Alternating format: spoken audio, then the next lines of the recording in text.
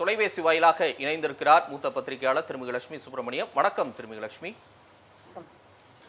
வணக்கம். இப்ப விஜயனுடைய பேச்சு முதல்ல சரியா கேட்கல, கேட்ட வரைக்கும் உங்களுடைய கருத்துக்கள் என்னவா இருக்கு? அவருடைய இந்த முதல் சுற்றுப்பயண கருத்து. நான் அவர் என்ன பேசுவாருன்றத பார்க்கணும்னு தான் காத்திருந்தேன் காலையில இருந்து. இன்னும் சொல்ல போனா இந்த பகுதியில தான் இருக்கேன் நான். இன்றைக்கு அவருக்கு வந்திருக்கக்கூடிய இந்த கூட்டம் தன்னெழுச்சியாக வந்த கூட்டம் அப்படின்னு தான் புரிஞ்சுக்கணும். என்ன இருந்தாலும் அவருடைய தொண்டர்களோ ரசிகர்களோ வேறு எந்த பகுதியில் இருந்தாலும் சுற்று வட்டார பகுதியில இருந்து எல்லா பகுதியில இருந்துமே வந்திருக்காங்க. திருச்சி விமான நிலையத்திலிருந்து மரக்கடை இந்த பகுதி கிட்டத்தட்ட ஒரு கிலோமீட்டர் தான் இருக்கும். அது நம்ம கடந்து போறதுக்கு மேக்சிமம் ஒரு 10 மினிட்ஸ்ல கடந்து போயிடலாம். ஆனா அதுக்கு அவர் கடந்து வர்றதுக்கு கிட்டத்தட்ட 6-7 மணி நேரம் ஆயிருக்கு. அப்படின்ற போது தன்னெழுச்சியாக வந்த கூட்டம் அப்படின்றத நம்ம ஏத்துக்கதான் வேணும். அதுதான் யதார்த்தமும் கூட. அவர் என்ன பேசுவார்னு காலையில இருந்து காத்திருந்தேன். அந்த ஒலிபெருக்கி வேலை செய்யாம துண்டிக்கப்பட்டிருந்தாலுமே கூட அவர் பேசிய வரைக்கும் அவர் இனி அவருடைய கேம்பெயின் ஸ்டைல் அல்லது அவரோட ஸ்ட்ராட்டஜி என்னவா இருக்கும் அப்படின்றது இன்றைக்கு முழுமையாக வெளிப்படுகிறது. அதாவது ஒவ்வொரு பகுதியிலும் அந்த பகுதியில் இருக்கக்கூடிய லோக்கல் இஷ்யூஸை பேச போறாரு. எல்லா அரசியலையும் அவர் பேச போறாரு அப்படின்றத நான் இன்னைக்கு புரிஞ்சுக்கிறேன். குறிப்பாக இன்றைக்கு காவிரி பிரச்சனைய தொட்டு பேசுறாரு. அந்த பகுதியில ப்ராமிஸ் பண்ண ரயில்வே பிரிட்ஜ் இதெல்லாம் நீங்க ஏன் இன்னும் முடிக்கல அப்படின்ற கேள்விகளையும் வைக்கிறாரு. அதை தாண்டி நாமக்கல்ல நடந்த கிட்னி திருட்டை பத்தியும் பேசுறாரு. கொடுக்குறீங்க, இலவச பஸ் பயணம்னு சொல்றீங்க, ஆனா பெண்களை நீங்க அவமானப்படுத்துறீங்க.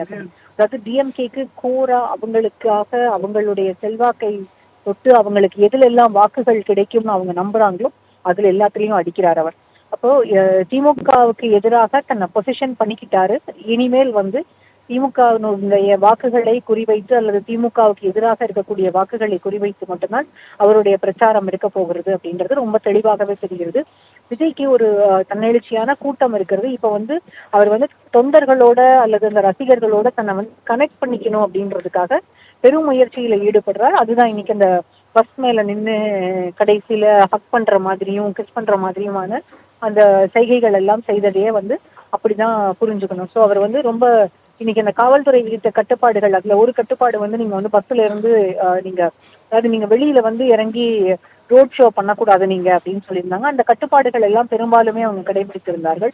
ஆனால் என்னை பொறுத்த வரைக்கும் ஒரே ஒரு விஷயம் நான் இதுல என்ன சொல்லணும்னு நினைக்கிறேன் அப்படின்னா, இவ்வளவு பெரிய கூட்டம் வரும்போது கூட்டத்தை கட்டுப்படுத்துவதற்கு, ஏன்னா நம்ம ஜெயலலிதாவினுடைய கூட்டங்களை பார்த்திருக்கோம், அதே போல விஜயகாந்தனுடைய கூட்டங்களை பார்த்திருக்கோம், கலைஞரனுடைய கூட்டங்களை பார்த்திருக்கோம், இன்னும் சொல்ல சீமானுடைய கூட்டங்களை பார்த்திருக்கோம், இன்னும் திருமாவளவனுக்கு வரக்கூடிய கூட்டங்களை பார்த்திருக்கோம். ஆனா இவங்க எல்லாருமே தங்களுடைய கூட்டத்தில் இருக்கக்கூடிய தங்களுடைய தொண்டர்களை அமைதியா இருங்கப்பா, கொஞ்சம் சத்தம் போடாதீங்க, இல்ல ஒருத்தர் மேல ஒருத்தர் மோதாதீங்க, கேர்ஃபுல்லா இருங்க அப்படின்றது எல்லாமே ஒரு கட்டத்திலேயே அட்வைஸ் பண்ணுவாங்க.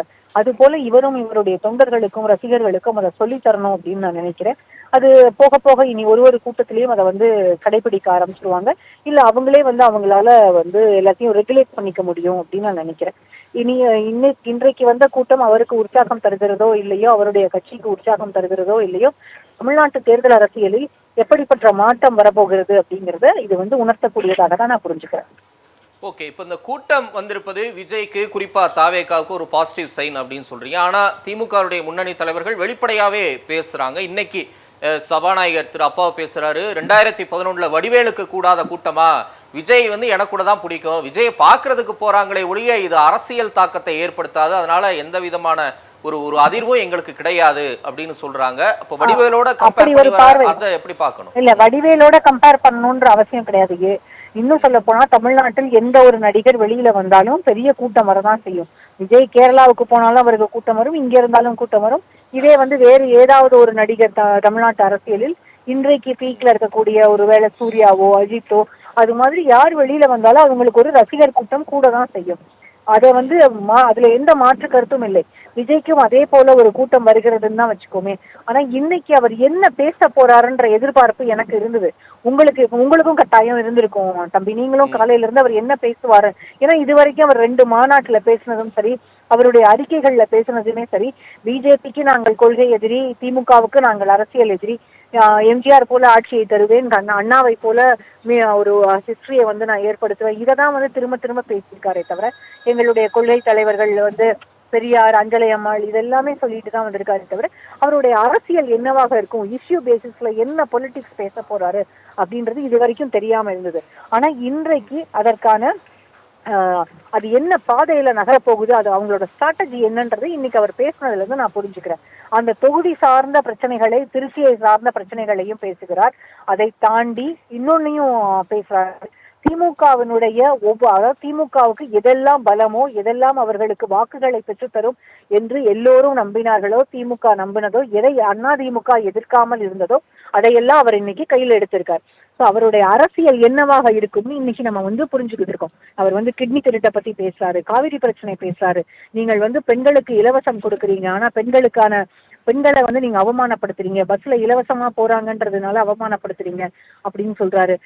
இது வந்து திமுகவினுடைய பலம் என்ன அப்படின்றது, அந்த பலத்தை வந்து அடிக்க போறன்றத அவர் வந்து தெளிவாக இன்னைக்கு சொல்றாருன்னு தான் நான் புரிஞ்சுக்கிறேன்.